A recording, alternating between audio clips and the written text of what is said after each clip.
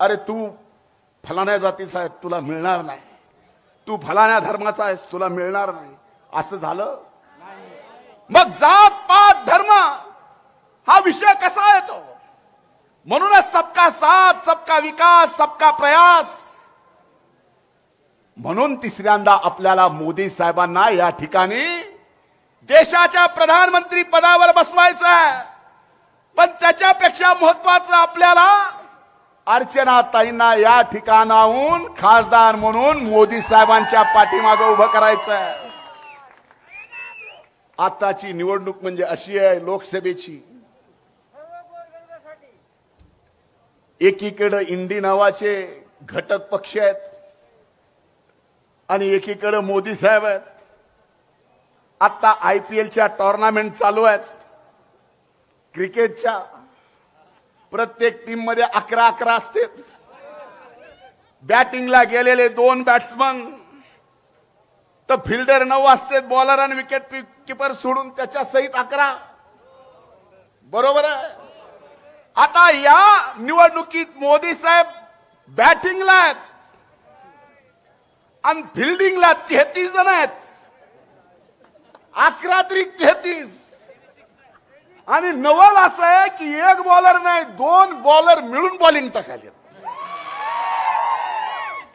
तरी सुद्धा आपकी बार बाउंड्री के पार.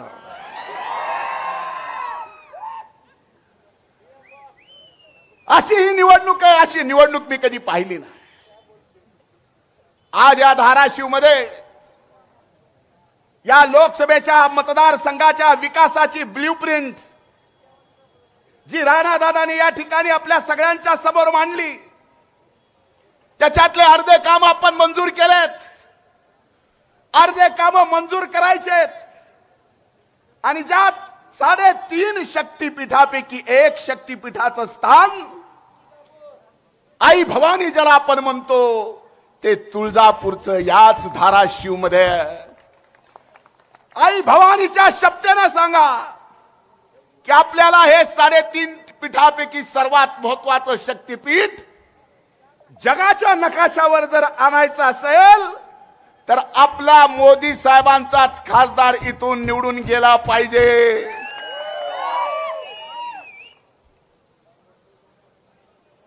नाही तर होईल काय? हे टेंबा उभा राहिलाय. हे टेंब्याचे येणार किती आहेत?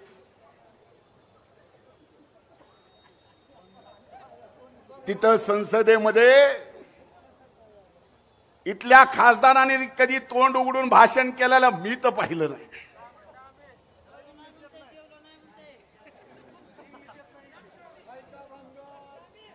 त्याच्यासारखं खोटं बोलणं त्यांनीच.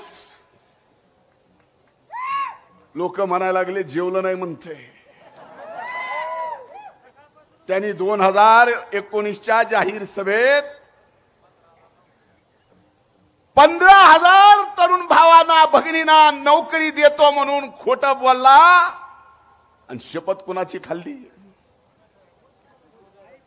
आणि एवढंच नाही, जर एवढा मोठा प्रकल्प आणून 15,000 लोकांना नोकरी नाही दिली तर मी 2024 ची निवडणूक लढवणार नाही.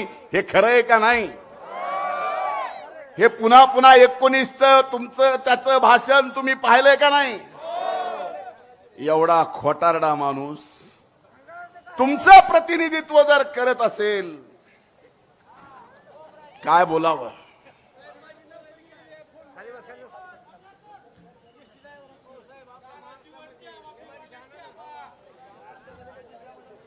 आज आपला MIDCचा प्रश्न असेल, कृष्णेकडून 21 TMC पाणी आपल्याला मिळायचं असेल, एवढंच नाही तर कोल्हापूर आणि सांगलीचं पुराचं पाणी बंद पाईप मधून धाराशिवला आणायचं असेल आणि धाराशिवच्या अनेक MIDC मध्ये मोठे मोठे उद्योग आणायचे असतील तर अर्चनाताईंनाच खासदार म्हणून मोदी साहेबांच्या सोबत पाठवावं लागेल. डायरेक्ट कनेक्शन मुख्य स्रोताशी आपला लोकप्रतिनिधी इथला जोडला जातो आणि तो कर्तबगार असतो, त्यावेळेस आपल्या लोकसभा मतदारसंघाचा विकास झाल्याशिवाय राहत नाही, हा इतिहास सांगतोय. माझ्या अगोदरच्या काही वक्त्यांनी सांगितलं, राणा दादा तरी एखादं काम सांगितल्यावर चारी बाजू बघतायत, पण एकदा का अर्चना ताईला काम पटलं की ते पूर्ण केल्याशिवाय स्वस्थ बसत नाहीत, अशा खासदार आपल्याला या ठिकाणी द्यायचे. हे सगळं होत असताना दादा आमच्या आजोळावरही लक्ष द्या, म्हणजे या कळंब तालुक्यावरही लक्ष द्या. आज या ठिकाणी मला कळालं, येत असताना म्हणले 30 तारखेला मोदी साहेबांची सभा झाली, धाराशिव मध्ये वातावरण बिघडले, सगळेच घड्याळ म्हणायलेत. आज धाराशिवला उभाटाची उभाट्या सभा झाली.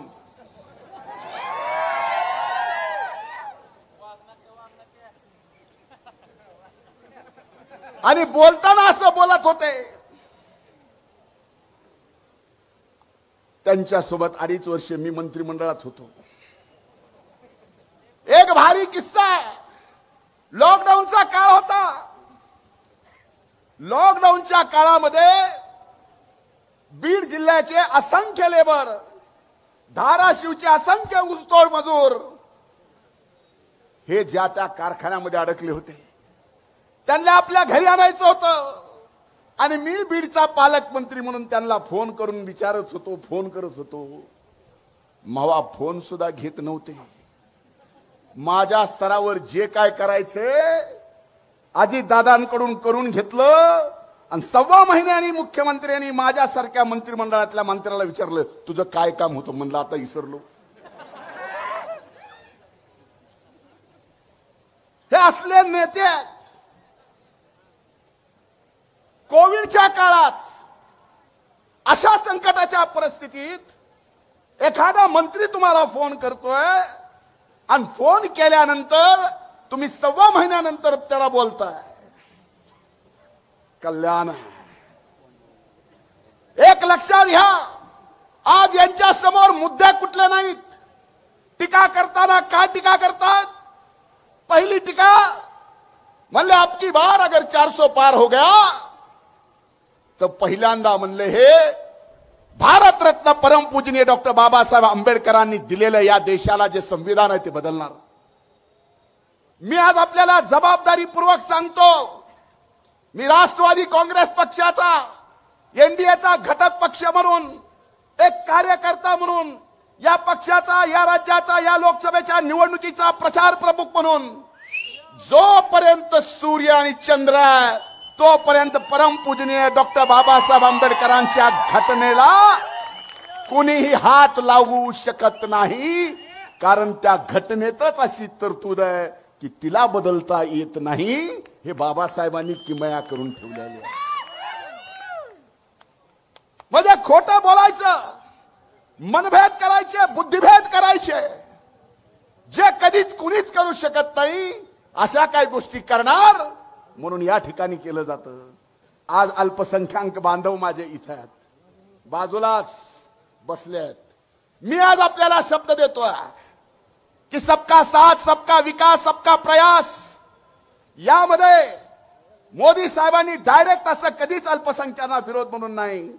मला सांगा, आज मोदी साहेबांनी जे 10% आरक्षण इकॉनॉमिक विकर सेक्शनला या देशात दिलं, ज्या आर्थिक दृष्ट्या दुर्बल आहेत त्यांच्यासाठी 10% आरक्षण दिलं, त्या 10% सर्वाधिक आरक्षणाचा फायदा जर कुणाला होत असेल, अभिमान वाटतो सांगायला की आमच्या अल्पसंख्याक बांधवांना त्या ठिकाणी फायदा होतो. याचा विचार सुद्धा करा. आज तुम्हाला घाबरवलं जात आहे. मी आपल्याला शब्द देतो की अल्पसंख्याक समाजाच्या केसाला सुद्धा धक्का लागणार नाही. ही जबाबदारी घेऊन आम्ही आमच्या खांद्यावर या ठिकाणी आज जाहीरपणाने बोलतोय. अल्पसंख्याकांना सांगायचं, आपको निकाल देंगे। अरे भाई कैसे निकालेंगे? असं काही नाही, कोणी कुणाला काढणार नाही, कुठलाही संविधान या ठिकाणी बदललं जाणार नाही। फक्त वारंवार आज हा देश प्रगती पथावर जातोय। हा देश येणाऱ्या 5 वर्षात विश्वगुरु होणार आहे। या देशाची आर्थिक परिस्थिती येणाऱ्या 5 वर्षात 3ऱ्या क्रमांकावर जगात जाणार आहे। आता तुम्ही विचार करा, जर जगाच्या तुलनेत आपला देश 3ऱ्या क्रमांकावर जात असेल तर त्या देशाच्या विकासासोबत आपल्या जिल्ह्याचा विकास सुद्धा जोडावा लागेल।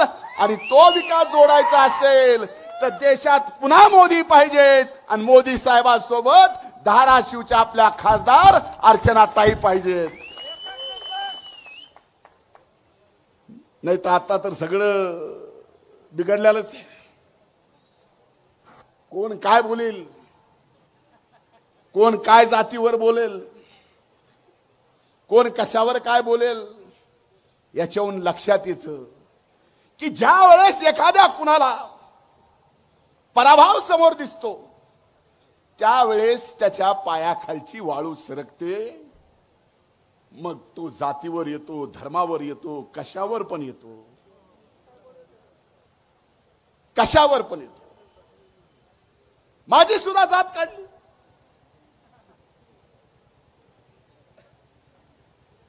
मी भाषणामध्ये कधीच कुणावर वैयक्तिक टीका केली नाही।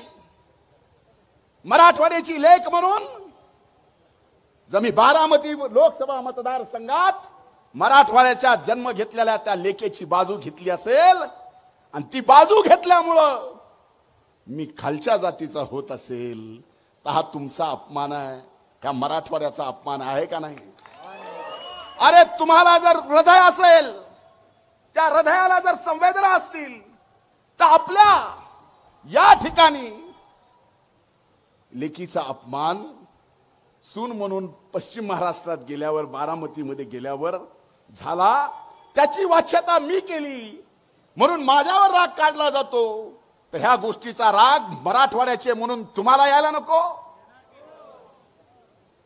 अरे उद्या आपल्याला लेकी आहेत त्या कुणाच्या तरी घरी सून म्हणून जाणार आहेत, आपल्याही घरात कुणाची तरी लेक सून म्हणून येणार आहे। पण एखाद्या एवढ्या उत्तुंग नेतृत्वानं फक्त एक निवडणूक जेव्हा जिंकायची आहे म्हणून आपल्या लेकीसारख्या सुनला सुद्धा परक म्हणावं, ह्याचा अपमान तुम्हाला कुठेतरी वाटला पाहिजे। हा अपमान वाटत असेल, तुमच्या मनामध्ये संवेदना असतील, राग असेल, तर तो राग तुम्हाला येत्या 7 तारखेला घड्याळच्या समोरचं बटन दाबून या ठिकाणी व्यक्त करायचा, विसरायचं नाही।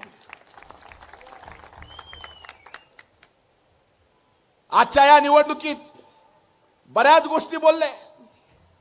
15,000 नोकऱ्या कुठे आहेत माहित नाही, कुणीतरी भंगाराचा विषय काढला। भंगार भंगार भंगारला चाललं होतं। आता जे भंगार आहे त्याच्या भंगारावर मी तरी काय बोलून भंगार होऊ?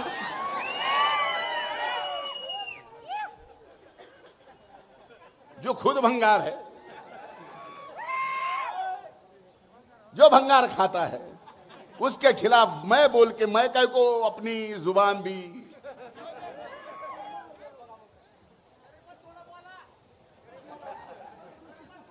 ते तुझ्यासाठी ठेवलंय।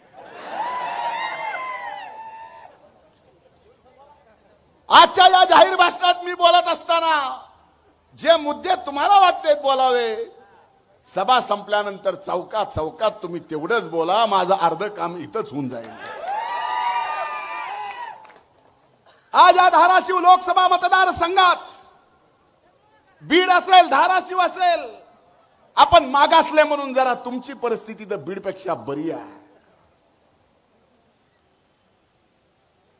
पण विकासाच्या मुद्द्यावर राजकारण होणार आहे का नाही? का फक्त फोन उचलतो म्हणून काय काम आहे? फोन उचलतो, हॅपी बर्थडे म्हणतो, गाडीला कुणाचं कुठल्या कुणाचं जाग कशाला लावतो?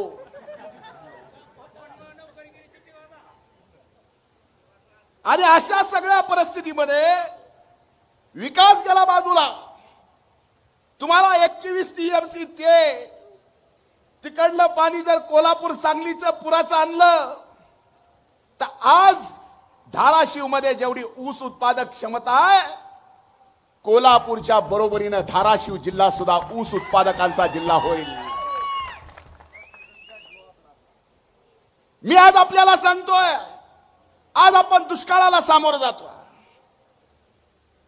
आणि दुष्काळाला सामोरं जात असताना यावेळेस एकतर पिकलं नाही, जे पिकलं त्याला भाव मिळाला नाही.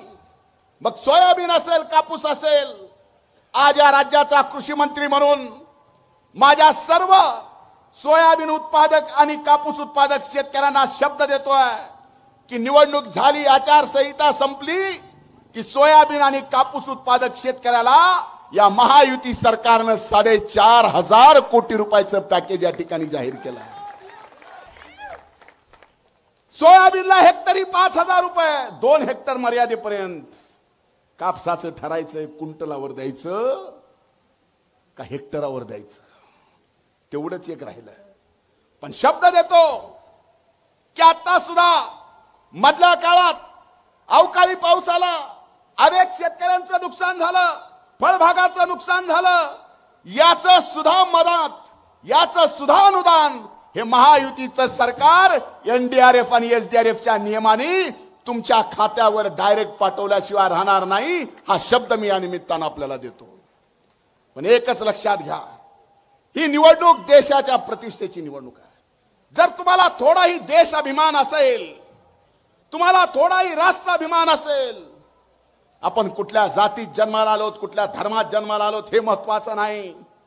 ज्या देशात आपण राहतो त्या देशाचा जर देश अभिमान असेल तर जगाची प्रतिष्ठा, जगाच्या समोर आपल्या देशाची प्रतिष्ठा मोदी साहेबांनी एवढी वाढवलेली आहे की आणखीन वाढवून आपला हा भारत देश जगातल्या सर्व देशाचा विश्वगुरु करायची संधी आपल्याला या ठिकाणी आलेली आहे. ज्या पिढीनं अनेक गोष्टी पाहिल्या भोगल्या, त्याच पिढीला हे आपल्या डोळी, याच देही याच डोळी बघायची वेळ येणार आहे. आणि ह्या देश अभिमानासाठी, राष्ट्राभिमानासाठी ही निवडणूक महत्वाची आहे.